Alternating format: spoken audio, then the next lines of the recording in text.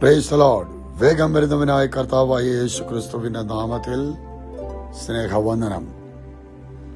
പ്രത്യാശയോടും സന്തോഷത്തോടും നമ്മുടെ കണ്ണുകൾ ഉയരങ്ങളിലേക്ക് ഉയർത്താം.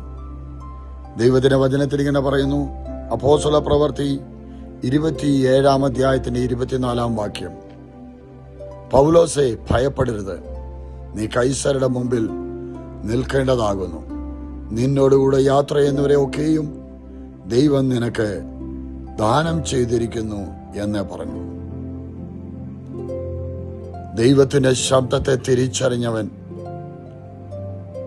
കൂടെയുള്ളവരുടെ ജീവിതം തകർന്നുവെന്ന് സ്വയം പറഞ്ഞ നിരാശയിലേക്ക് മാറുമ്പോൾ കർത്താവിനെ കണ്ടുമുട്ടിയവൻ ധൈര്യത്തോടെ വിളിച്ചു പറഞ്ഞു, ഞാൻ സേവിക്കുന്നവനും എന്റെ ഉടയവനുമായ എന്റെ ദൈവം കഴിഞ്ഞ രാത്രിയിൽ എന്നോട് സംസാരിച്ചു. എന്താണെന്നറിയാവോ? പൗലോസ്, നീ ഭയപ്പെടരുത്, നീ കൈസരുടെ മുമ്പിൽ നിൽക്കേണ്ടതാണ്.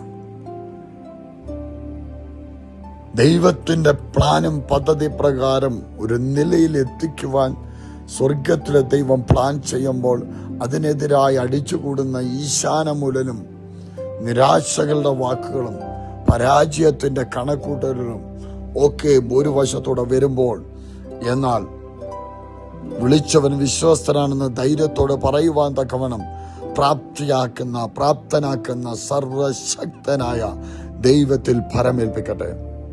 പറയുക, കാറ്റേ, നിനക്കെന്നെ ഒന്നും ചെയ്യാൻ പറ്റില്ല, ഞാൻ എൻ്റെ ദൈവത്തിന്റെ പദ്ധതി പ്രകാരം നിൽക്കേണ്ടവനാണ്.